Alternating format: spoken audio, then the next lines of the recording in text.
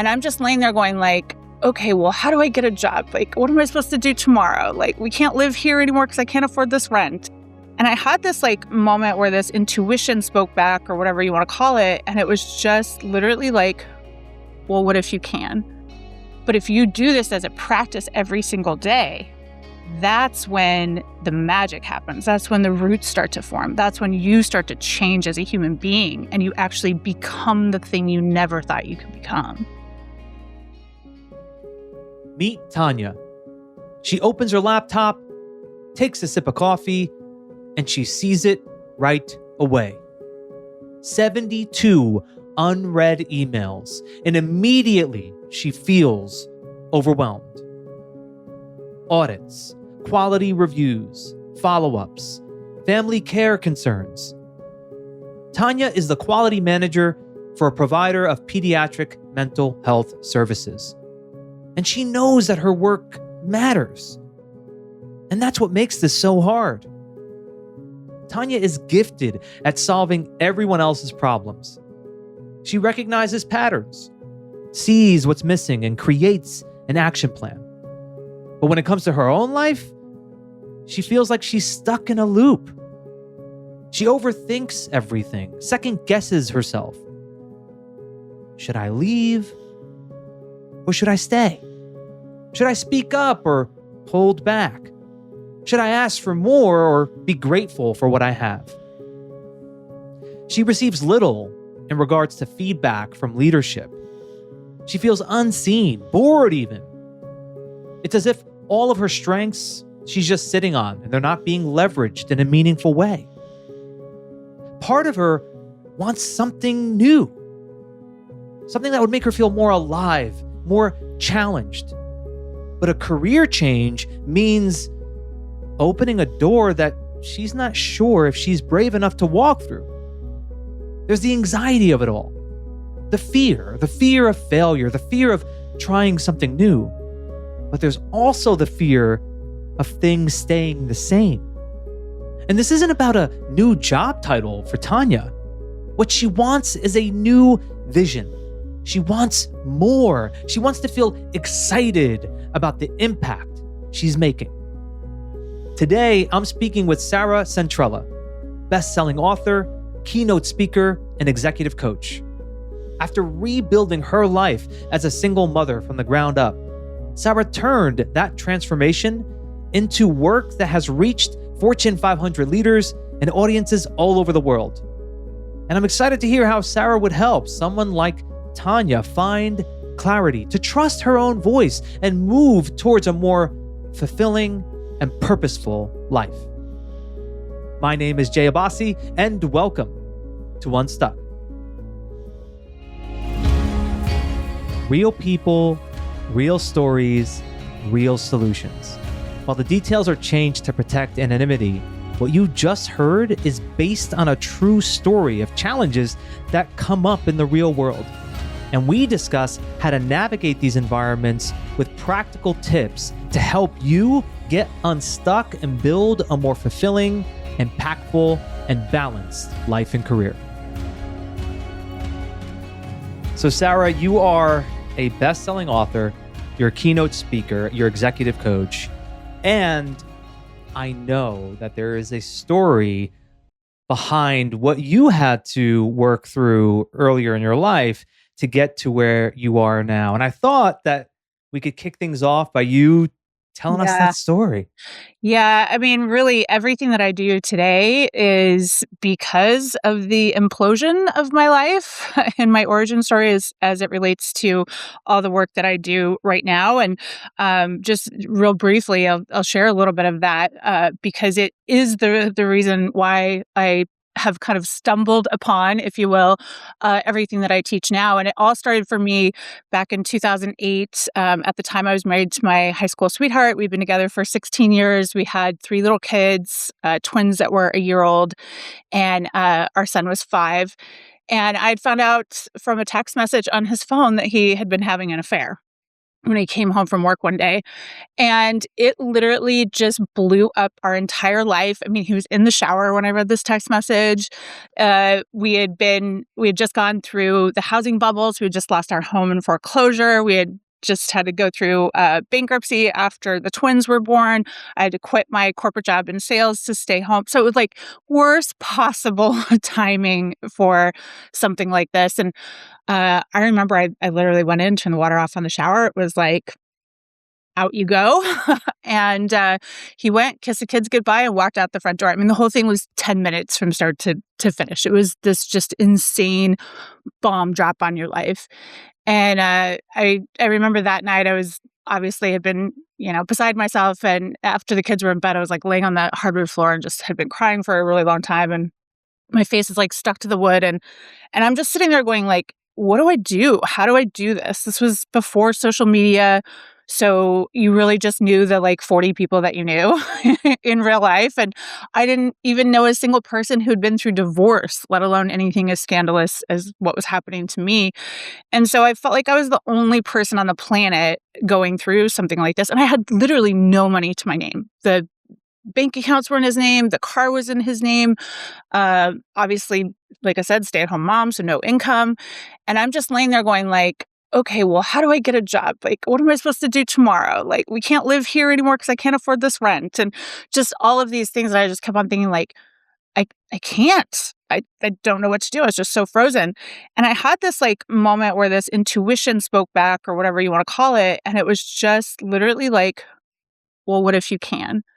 And I think for me, I was so desperate that my brain grabbed that question and just kept asking it over and over again instead of like, I can't, I can't.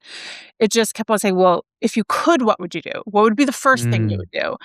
And that honestly just saved me. Every day I would keep asking myself, well, if I could, what would be the first thing I do? What would be the second thing I would do? And I would just start doing that, right?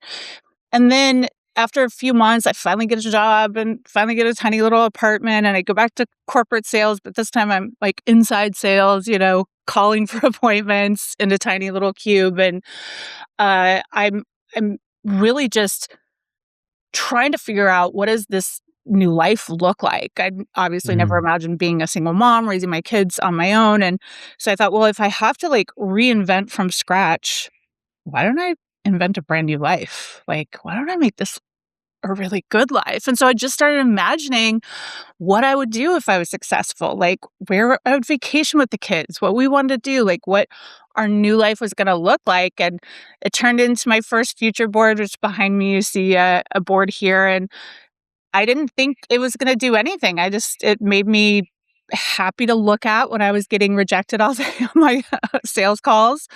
Uh, and I thought that's enough. I kind of needed a happy place to escape to in those early dark days. And it did that for me. But the crazy thing is it actually started working.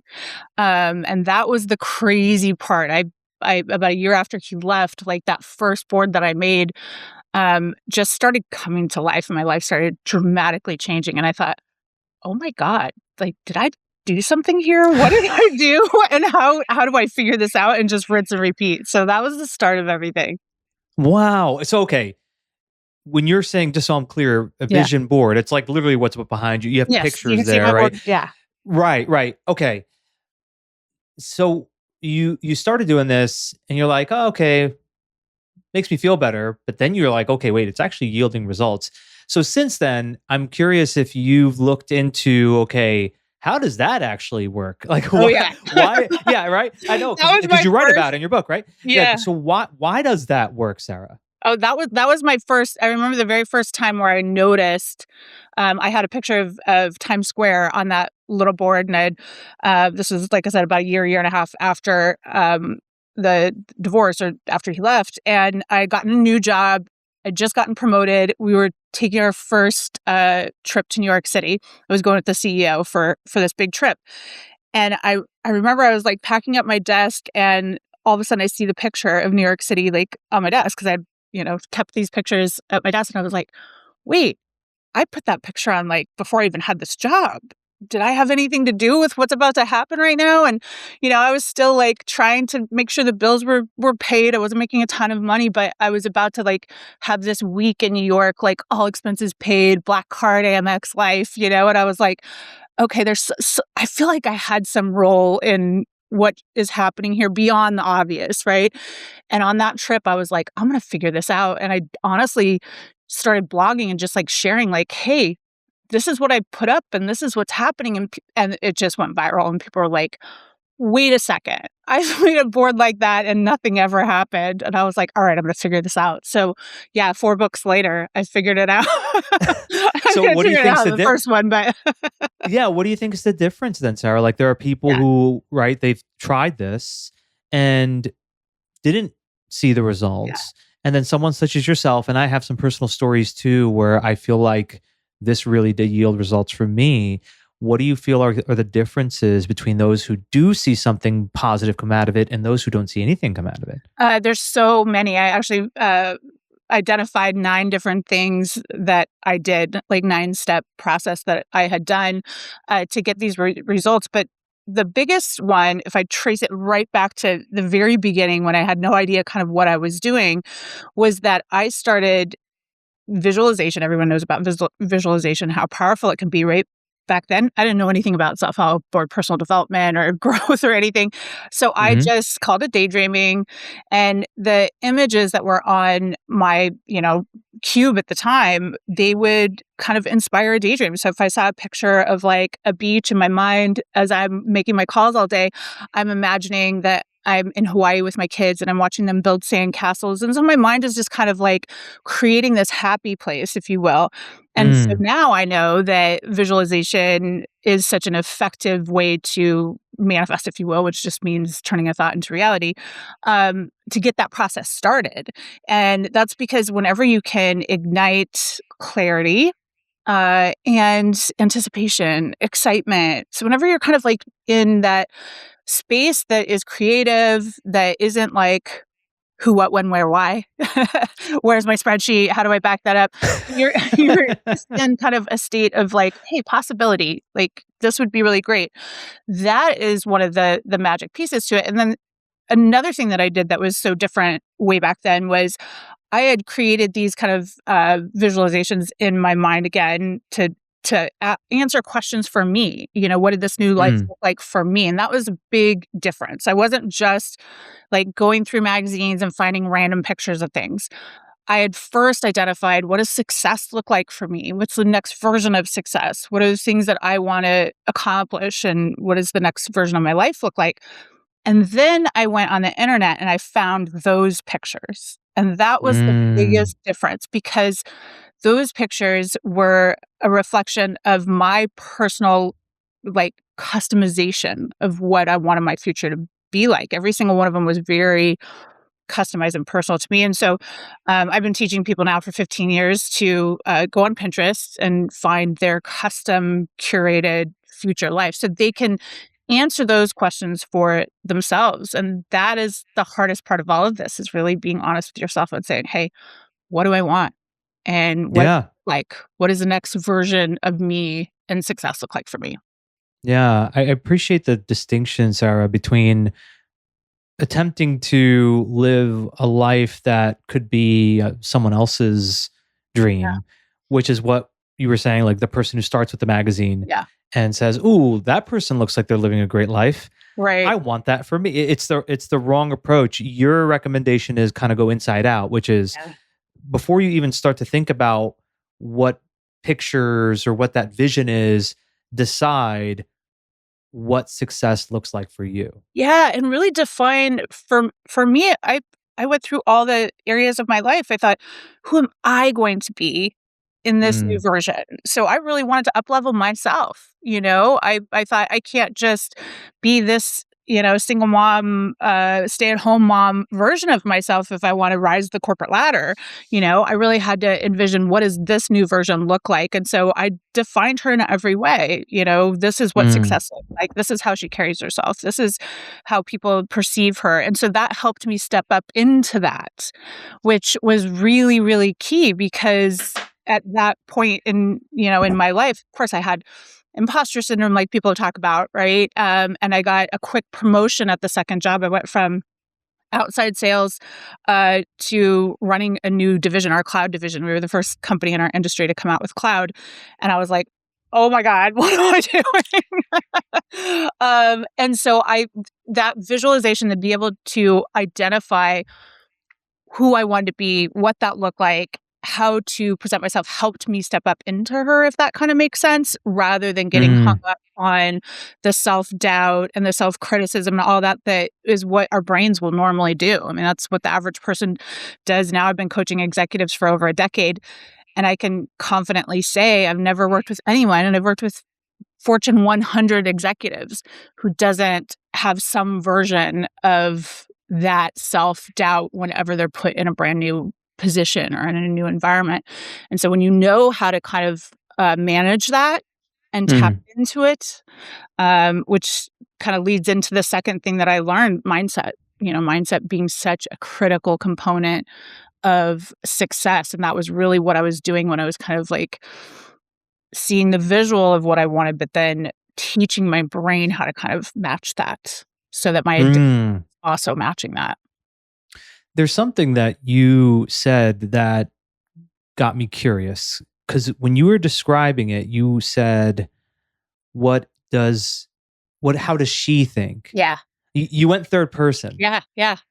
Yeah, It and I helps a thought that lot, was so honestly. yeah, talk to me about that. Like that's an interesting way of doing this, right? Which is so different than what do I you went to third person. Yeah, Talk to me it about helps that. a lot, especially when you really wanna up level. Let's say you are in mid-management and you wanna be the C-suite. I think it's really hard for a lot of people the very first time they kind of implant a dream like that. Mhm. Uh, because all they're doing initially is comparing themselves to the people they know in the C-suite, right? And maybe they don't wanna be any of those people, or maybe, they whatever the case is, and so for to kind of close that gap, if you're having a hard time seeing yourself in that next role or that next version of who you need to be to reach that success, it's much easier to kind of drop into third person and just say, let me like really envision her. Let me imagine all the characteristics she has. Let me do a quick 360. I almost think of it as like wearing those 360 goggles and I'm looking around and building out, okay, how is she in the boardroom? How is she, in all these different roles that she has to play? And then it's much easier for me to kind of construct that and then say, okay, now what do I need to do? And then I can start working on a daily basis to kind of close that gap. But it's very hard if I don't have any of that. Then all I'm Yeah. doing is every single day trying to fight against my own brain that is telling me, you don't deserve to be here, like you're in over your head, you don't know what you're doing. That's the story that most of our brains are kind of autopiloting for us. And that makes the day to day very hard. And it makes it a lot harder for us to close that big gap.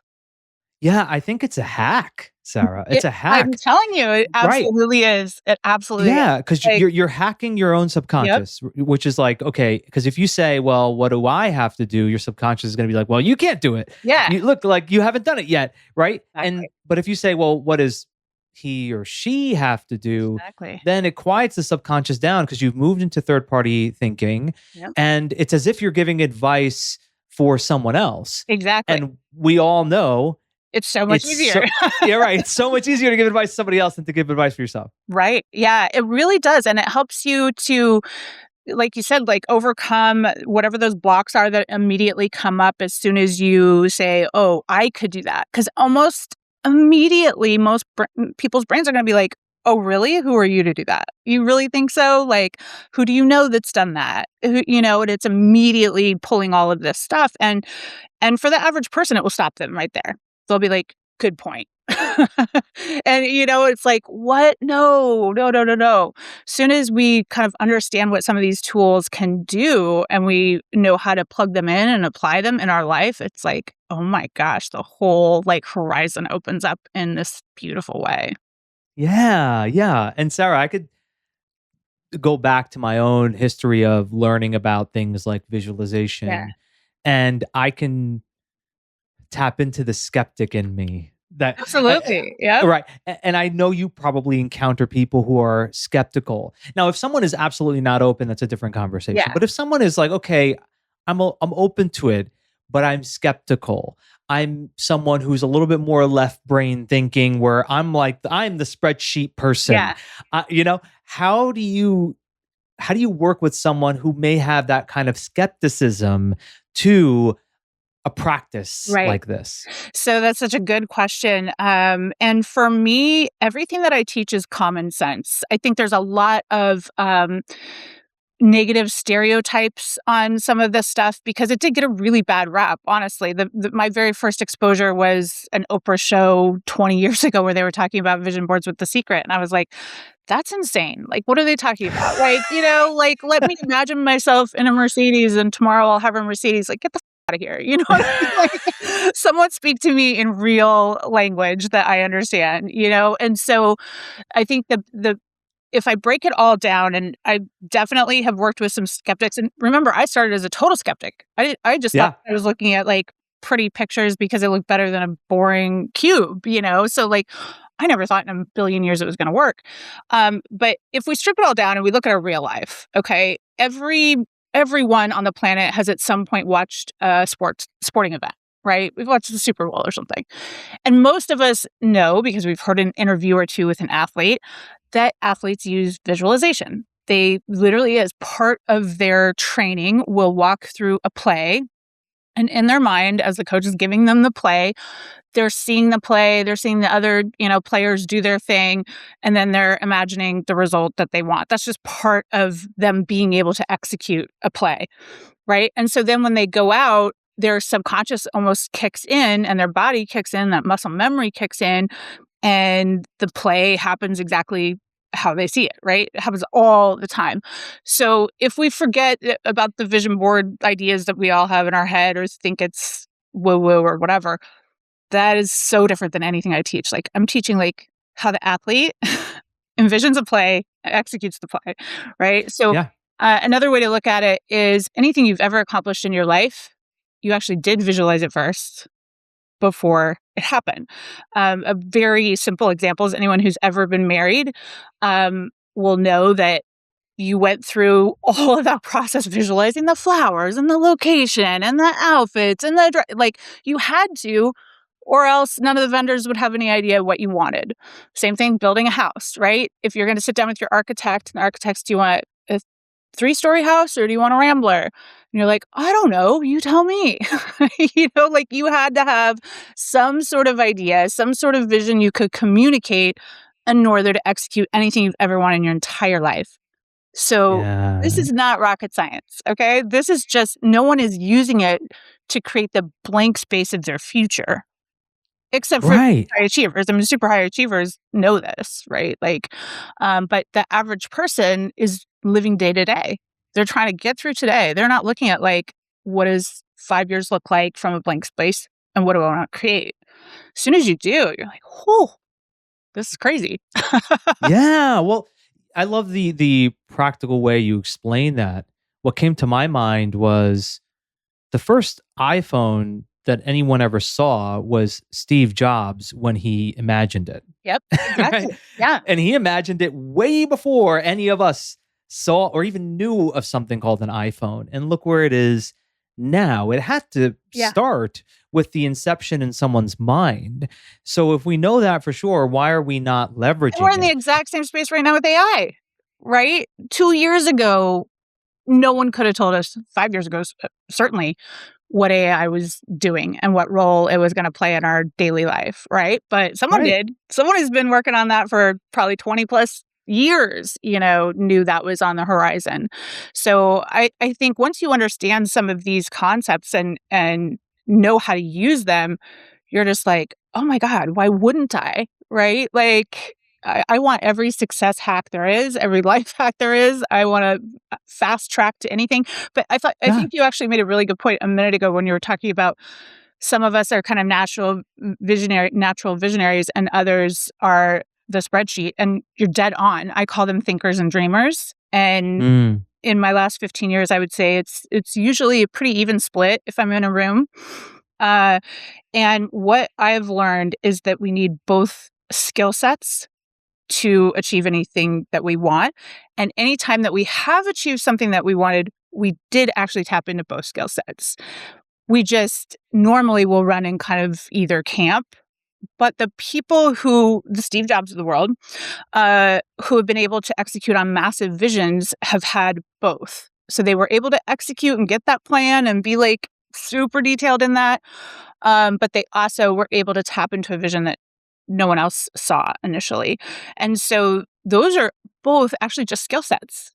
Yes, Yeah. we like ride in a natural lane sometimes on either of those, but we can cultivate the other side as a skill the same way we would cultivate stretching in yoga.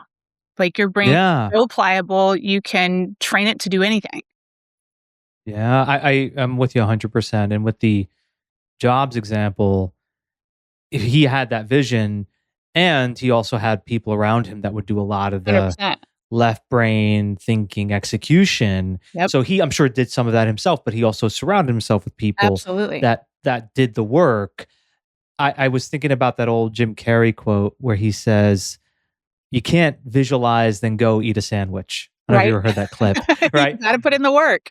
You got to put in the work, right? It doesn't mean that, and for those skeptics out there, right? We're not saying you have the vision board, you see it, and then you're like, okay, I'm going to go now watch Netflix for 3 hours and do Exactly. nothing. Yeah. Right? You have to do the work. And here's the other thing that I want to get your take on, Sarah, because I do think there's another component to this that I feel when I do these kind of practices. Here's a simple analogy. If you were to be sitting in a room where there's no windows and it's dark, it's going to create a certain mood, a certain Yep. energy, no matter what you do. If you are outside and the sun is shining and the Yeah. birds are chirping, it creates a completely different energy and a different mood. We know this, of Yeah. course.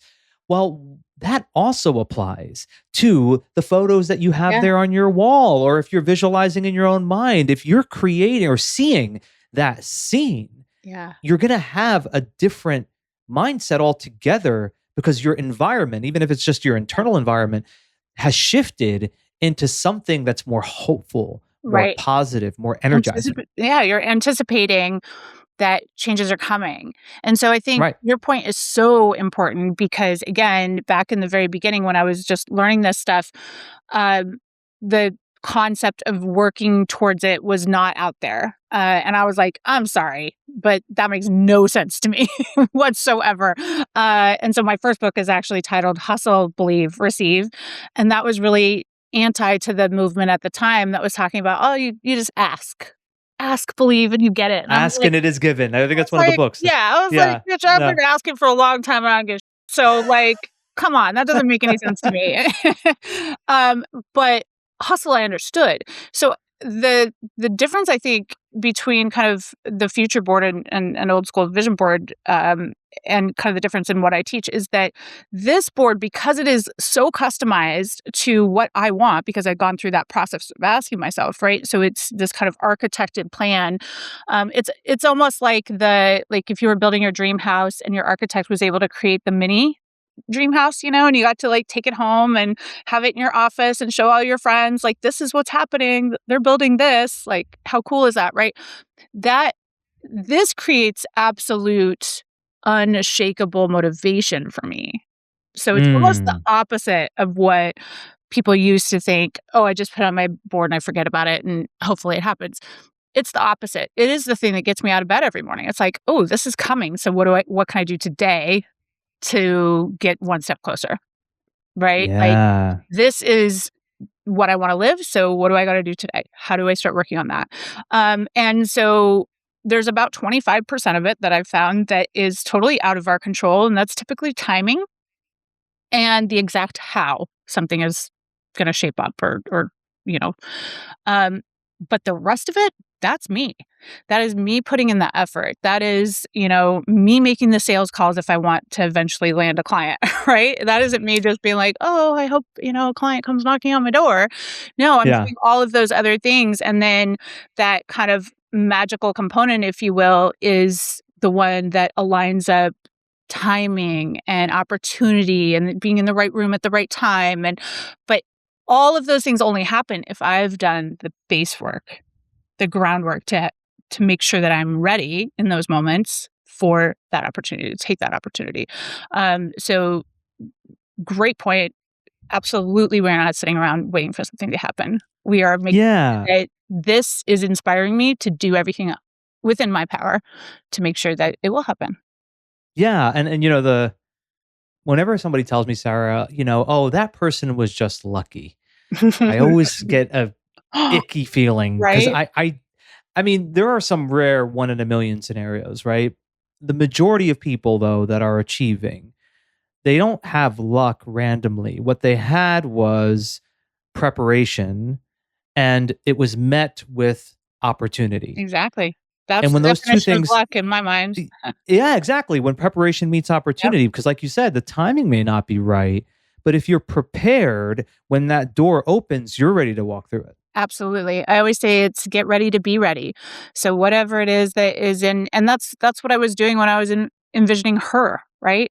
And I continue to do that at each phase of my journey. I'm at a new phase. I'm now an empty nester. My kids are now grown.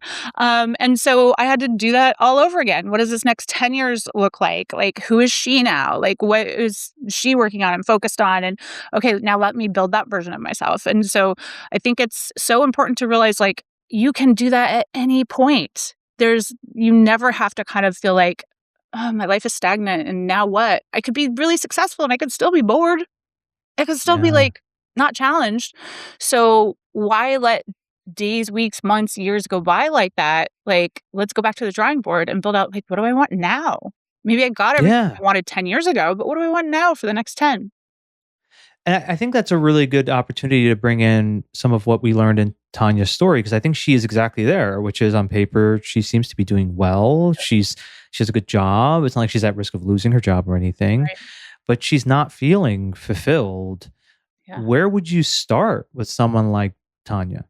I think that is a very common place for sure. That is something that I have been hearing from both men and women, but especially women. If you've achieved the things that you anticipated you would achieve in your career, and your life is shifting, maybe you have more time because your kids are grown or whatever. I think you definitely get to this place where you're like, okay, and what? Like, now what? Nothing is bad. So there's a little bit of guilt of feeling like, should I even feel this way? Is it wrong to feel this way? Because, I have a lot of what I wanted, but I don't feel happy or I don't feel fulfilled.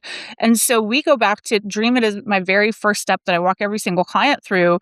And it is that visualization step. It's like, Yeah. okay, if we imagine the next 5 years and it's a complete blank slate, forget everything you know, and just say, if I could have anything I wanted in every area of my life, my relationships, my mind and body, so I'm looking and feeling my best, I'm taking care of my mental health, my physical health, all of that. My finances are fantastic, and I have passions and joys. I have things that I really enjoy doing, and they light me up. My career is where I want it to be. Now can I answer those questions? Can I fill in all those blanks? What is the best Yeah. case scenario on all of this? And it's okay for it to be totally different than where I'm at right now. I just have to start scoping. It's almost like that kind of blue sky mindset. Like, can we just sit down and just allow a scope to happen for a second? Because most people don't. They're so head down in their day-to-day life that, like, they forget any other possibilities exist. And the possibilities are endless. Endless. Yeah. I really I think that we're also like in the best possible time to live for Mhm. dreamers.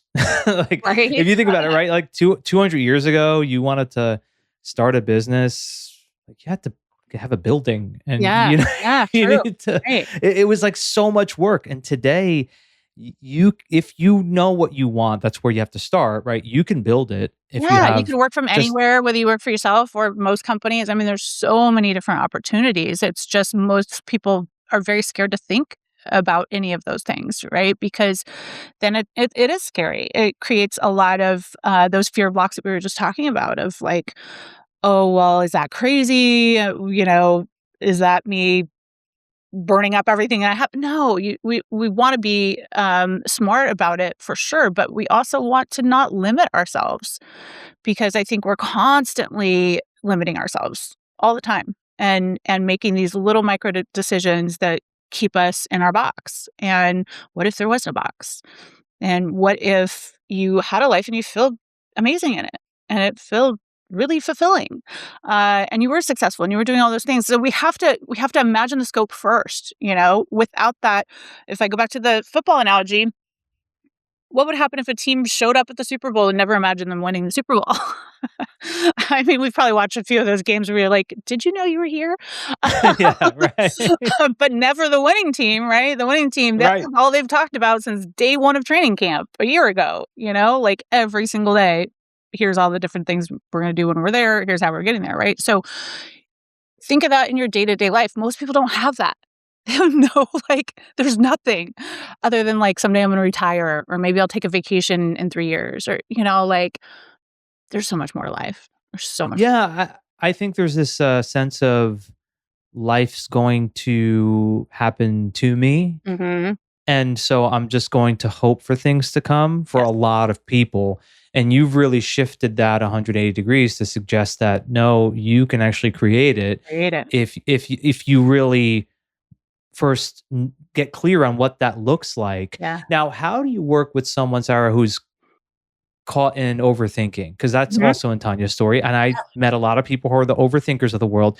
They may say to you, yeah, I want to do this. I want to do this. But then when they get into it, they're like all over Yeah. the place or over analyzing. And therefore they hold themselves back because they're overthinking every step. Oh, absolutely. I think that's very, very common. And I think it's probably more common in dreamers than in thinkers. It's common in both, but dreamers, because I was a natural born dreamer my whole life, I was able to come up with the big dreams, and so that's why in that first time right after the divorce, I was able to kind of go back to my daydreaming, which I had been a daydreamer since I was a kid. But the problem I had always had is I didn't know how to fill that gap in the middle. Because I Mm, would get really overwhelmed and go, oh my God, I don't know what to do next. And then I would give up on my dream and go back to my normal life, right? So once I realized, hey, I can actually control what's going on in my head, that changed everything. So I talked a little bit in the beginning about how mindset was kind of the second thing that I really started to understand, visualizing being the first and kind of scoping what you want. But then if your mindset is fighting it, we don't get anywhere. So mm, really understanding that I actually do have so much more control over what's happening in my brain than most people think. That was a foreign concept to me when I first started. Um, and I didn't believe it, so I tested it myself. And I'll give everyone a very easy way to test it, because I think it's still, people are starting to understand it a little bit more, but it's still a foreign concept, I think, to most people. So if you don't think that you have control over your mind, or that your mind is predicting your future outcomes, here's what you do.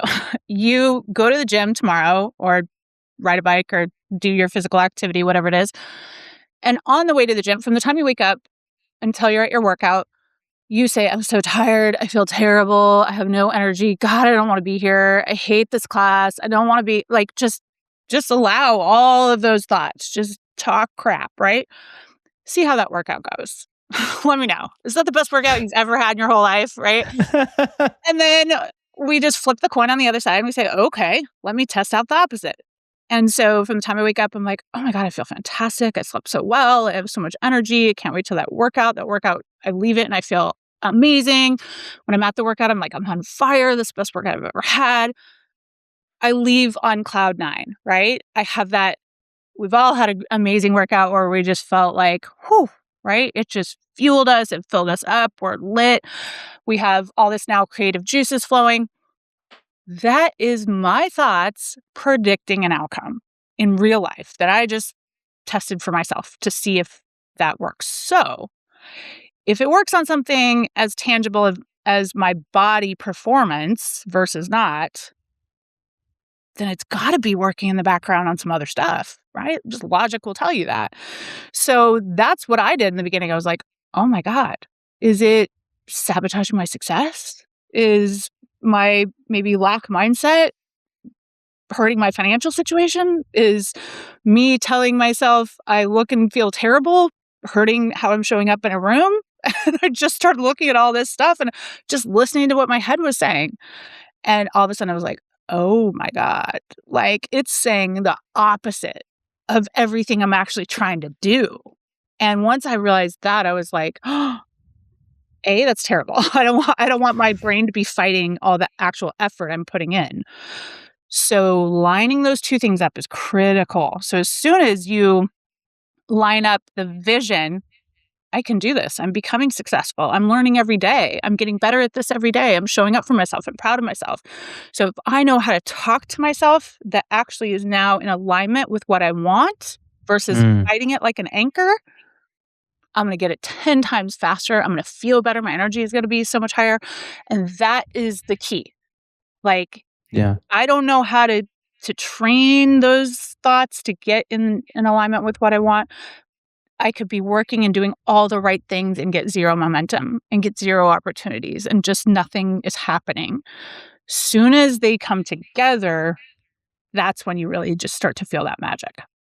Yeah. Yeah. I mean, it's not that different, Sarah, than if there was another person with you Right. that was either the negative person that's like, yeah, this sucks. Yep. This is going to be a terrible workout. Like, if you had that person next to you the entire day and with you for the car ride to the gym and there at the workout, and there was another human being, Right. of course You're so it would drained. affect you. Yeah. You're so drained. But if you had somebody who was like, inspiring you, motivating, energized, excited, that was next to you Yeah. the entire time.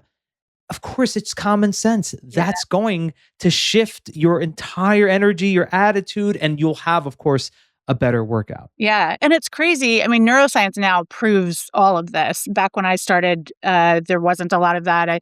I was just making up my own examples, making up my own tools because I'm very tool based. Like I want something to work. I want to know exactly what to do in X Y situation, and I want a result to come from that I want, right? And so everything that Sure. I teach is all tools based. It's rinse and repeatable for everything. Teaches you how to kind of plug it into different situations. But I thought, hey, if my thoughts are triggering anxiety, how do I change the thought so I don't get the anxiety? And because that's our thoughts create every single thing, right? They create how we feel about a relationship. They create how we feel about ourselves. They are the thing that either propels action or stops action. They guide every single aspect of our life. So if I can learn how to hack that system, it's almost like hacking a computer system. Yeah. If I can hack it at the source, why wouldn't I want to do that? Versus it's still, here's the crazy thing is it's still, that program is still running and it's still getting results 24/7, whether I think it is, whether I care, whether I don't, it is still doing this. Everything that we're talking about, it's doing it. So why don't I want to like be part of that versus just allowing it to create my same day in repetition for the next 5 years? It sounds like hell to me. Like I want to jump in, put some GPS in that so that I'm actually going a direction I want to go versus just allowing this day to repeat nonstop from here to forever. And that's why people feel like they're in a groundhog day life is because they're thinking about today. So today is just on rinse and repeat. Yep. Gotta like Well, what does that one action. study say? 95% of the negative thoughts that we have are They're repeated just thoughts. yeah, they're Yeah, just it's the same. Yeah, so it's like you have this annoying roommate in your head that just keeps repeating the negative thing over and over yep. and over again, right? But then the Unless you do, negative thing is actually showing up in your reality over and over and over again. So it builds this like right? whacked belief system that's like cause and effect all the time. And you're like, oh, well, like there's nothing I can do about this because now I have all this data that says if I think this happens. And most people have that in a negative sense, right? So let's say they tried something before and it didn't work. So your brain's like, oh, you have a failure loop going on. So don't do that Yeah. again because see what happened last time.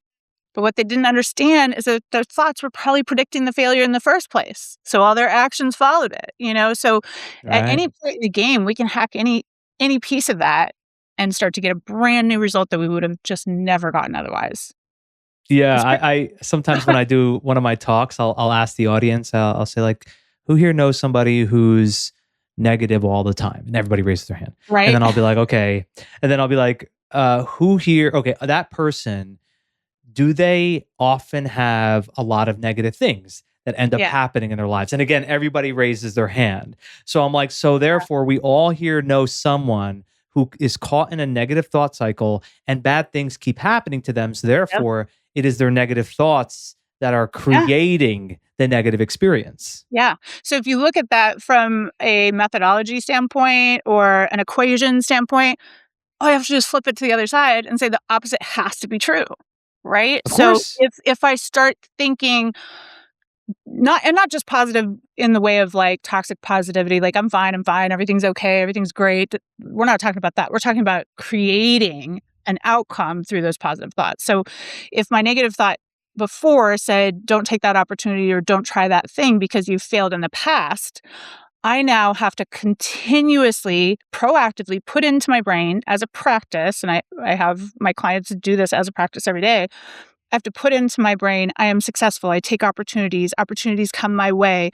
I have courage with opportunities. Only the right opportunities will come to me. I'll be ready for them when they come. So as I start putting in outcomes I want, right? This is not everything's okay positivity. This is Right. specific outcome driven positive thought, right? So, two things start happening.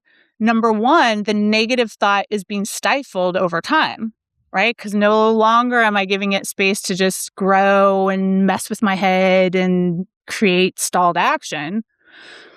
And instead, because I'm putting these new, very specific outcomes out there, I'm confident, I take action, the right opportunities come to me. In the moment when I recognize an opportunity has just come to me, I now have two very distinct voices in my head. Oh, you're a failure. But that's what it sounds like in my head now. It doesn't sound like this very powerful, I am all knowing you are a failure, Right. don't do this. So like, you're a failure. And the new voice is like, I am powerful. I take new opportunities. I am ready to take action. I prepared for this.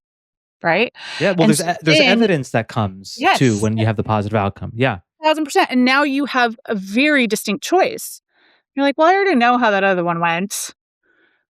Let me follow through on what I've been telling myself. I might Yeah. not feel totally ready, but because I've been implanting it over and over and over again, I'm willing to take this new shot. And now what starts to happen is they start building those exact same proof cycles in a brand new lane.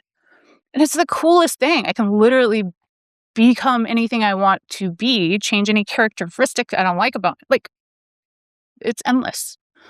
And the thing that happens is it when you have that evidence of, okay, I'm in that moment, I then do it, and then it yields a positive result. It's like this crazy reinforcement, Yeah. which is now your subconscious is going, oh wait, You feel so this is actually, powerful. yeah, this is You actually literally feel happening. so This is powerful. real. Right. I can't argue this because usually that's what the Yeah, subconscious wants to do. It right. wants to like be the contrarian. But when you have evidence, the subconscious You shut it cannot down. argue it. Yeah. Right. It'll shut it down. So, Sarah, I want to ask you if you were to meet Tanya in this Yeah. story and she, let's say, tells you what she's going through and she's saying that she's kind of held back by some of her own Yep. insecurities. She's unsure of what to do next. And you could offer her a question or two to get her to start thinking differently. What would you ask her, Sarah? And why would you Yeah. ask her that? So in that first part, I would definitely ask her, "What do you want?" And we have a very kind of specific, and I'll give it to you. I'll give you the link to share with your audience as well. I have all my Yeah. clients write out what I call life plan story, and the link that I'll give you just has all the questions that you ask yourself to define what yours is, so that you can answer those questions. What do I want? So again, I'm building that architect plan. But then to your second point, that immediately what comes in after are all of those blocks, or all of the overthinking, or all the self-doubt, or the reasons why you're stagnant. It's all of that stuff that's going on in your head. That will always come in after you've scoped something new. It'll immediately come in. It's almost like this tidal wave trying to be like, you're not going anywhere. Stay right where you're at, you know? And so once you have some tools to say, I don't have to listen to this anymore. I can actually change those blocks, those limiting beliefs, and I can create the opposite, which are empowering, which propel my momentum forward, which makes sure that I'm continuing to take action. It's changing my belief system about myself. That is critical. So I'll give one of the tools that I will give my clients as well. And this is what I would tell her. I would say, okay, at first we want to just kind of do inventory on what some of those thoughts are. Like, give me some of those thoughts. If they are, you know, I don't feel very confident in my ability to try something new, or whatever her specific thoughts might be. Then what we're looking for is, What's the opposite of that? Like, and it's so basic Mm. and so simple. You can literally look up what is the opposite word to procrastination. Because if you don't want to procrastinate anymore, you probably want the opposite, right? So that is our first starting point. And anyone can do that. They can just list out, hey, these are the things my brain's telling me all the time. Like, other people are smarter than me. I'm not quite ready. I don't have enough experience, whatever the case is. Okay, well, I probably want to feel the opposite of that, right? I want to feel confident. I want to feel smart. I want to feel like my voice matters in a room. I want to feel like the expert. So now, on a proactive basis, every single morning, I tell myself that brand new list. And so you do it the same exact way you go to the gym. Your brain's a muscle, so you're just training the muscle. And so every single day, you're saying all these new ones, and they start to create a brand new belief system. And as soon Mm. as the belief system starts taking root, it starts changing your entire environment, right? You actually start showing up in a different way. People respond to you in a totally different way. So it's so crazy the power that it has to realign everything and to change your entire belief system about yourself and your Yeah. spouse. And I love that, Sarah, you're approaching it with such a practical mindset of like everyone listening, what Sarah's sharing is requiring you to do an activity. It's Absolutely. not something that's just like, oh, you hear this in conversation and you're now going to change. Yeah. No, Sarah, you're very Practice. clear. Practice. It's programming. Yep. It means daily, just like with physical exercise. It requires you to commit to an activity Yep. and not let those excuses of, well, I don't have the time. Well, you sleep in or whatever it is. No, if it's important enough to you, our dear listener, if Yeah. it's important enough to you, please, I'm begging you, commit to it. Do the work. 1,000%. Sarah, I want to, yeah. 1,000%. And really quick, just so everyone has the full assignment, what I give all my clients is write out 25 positive I am statements. So there should just be 3 words in each statement. I am, and then the word. So and that following word should be the opposite of everything you're currently feeling and believing about yourself, your life, your whatever. So kind of That's limiting. go That's through all the limiting. stuff, right? Yep. Right. And so this is now who I want to be. Feel free to put yourself in third person. This is who I'm becoming. I call it my becoming list. This is who I'm becoming. This is whatever. And then every single morning and every single night, you actually say them out loud to yourself in the mirror. Yes, you do. Make every client do this because there's something so powerful about your brain hearing your own voice say the opposite of what you currently believe to be true. That's crazy. When has anyone of us ever done that, right? But the Mm. effect is very much like we see a boxer who's just been beaten and he's in the corner and he does not want to go back out there. And what do you see his coach do? Just yell in his face, you got this. Like, get back out there. You're stronger than him. You're better than him. So in the moment, you're going to feel better, right? If that was the only benefit you ever got, cool. You just learned how to change your energy and feel a little better. It took you 90 seconds as you brushed your teeth. Cool. Free 90 seconds, right? But if you do this as a practice every single day, that's when the magic happens. That's when the roots start to form. That's when you start to change as a human being and you actually become the thing you never thought you could become. And you no longer identify as all of those things that you'd always thought were true about yourself. And that is so crazy. And I challenge everyone to go try and prove me wrong. But you have to do this every single day, morning and night, for at least 30 days. And if you don't have any change, please let me know because I've never seen it happen. I encourage everyone to accept Sarah's Do challenge. it. Just do it. Do the work. Do the work. And to learn more about the amazing work that Sarah is doing, everyone, go to sarahcentrella.com. Her latest book is Think It, Yep. which is available now. There she's showing it for everyone on video. And I know you said you're quite active on LinkedIn as well as Instagram. People can find you there for your latest content. Sarah, this was amazing. Thank you so much for today's conversation. I got a lot from it personally, so I appreciate you. I love this. Thanks so much for making space for conversations like this, Jay. I think they're so important. What I love about Sarah's story is she's living proof that what she's sharing works. She's been through it, where she was in a very difficult place in her life and how she created a vision and she put it into action. And now she's a best-selling author and keynote speaker. And I'm going to do my best to share what I believe are 3 insights and 3 actionable takeaways that you can get from this conversation. The first insight: visualization is not woo-woo. Professional athletes do it before they step onto the field or to the court. You're doing it whether you're aware of it or not. You visualize what's going to happen. So why not use it as a practice the same way a high-performing athlete or an actor or actress would? Consider yourself a high-performing athlete. Consider yourself in the same vein as you would somebody who's playing professional sports. Therefore, leverage visualization in that way. The second insight: your thoughts are predicting your outcomes, whether you're aware of it or not. So if you're not conscious of it, you have negative thoughts that are playing about all the things that could go wrong. It's predicting those outcomes and it's influencing the outcome. So be more intentional about the thoughts that you're putting into your mind so that you create better outcomes, because it's going to happen whether you're aware of it or not. The third insight: visualization only works when it's personalized. You can't take someone else's vision. You can't go on Instagram and see someone else's highlight reel and say, that's going to be my vision. That's not effective. You need to take the time to really decide on your vision. What's the experience you want to have? And then build your visualization practice accordingly. Actionable takeaways, first of 3. Write out I am statements. 3 words. And whatever is the statement, it may need to be the opposite of a limiting belief, something that's held you back.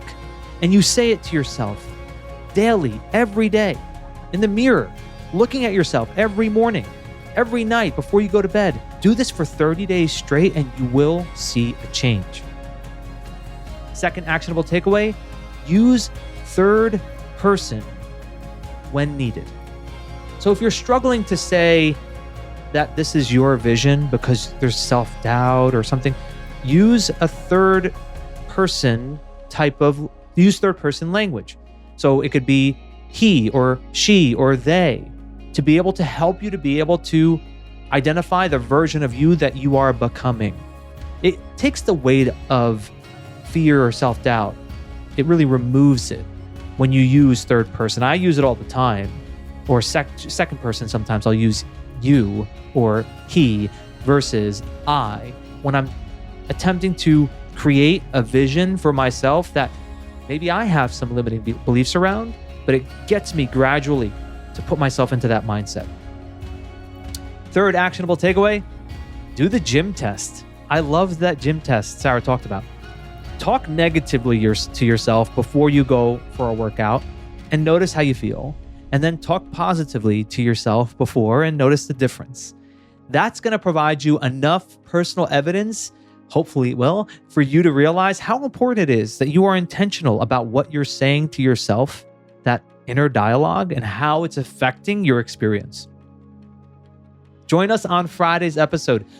I feel strongly that visualization is a critical practice for people who want to achieve more, live better, be happier.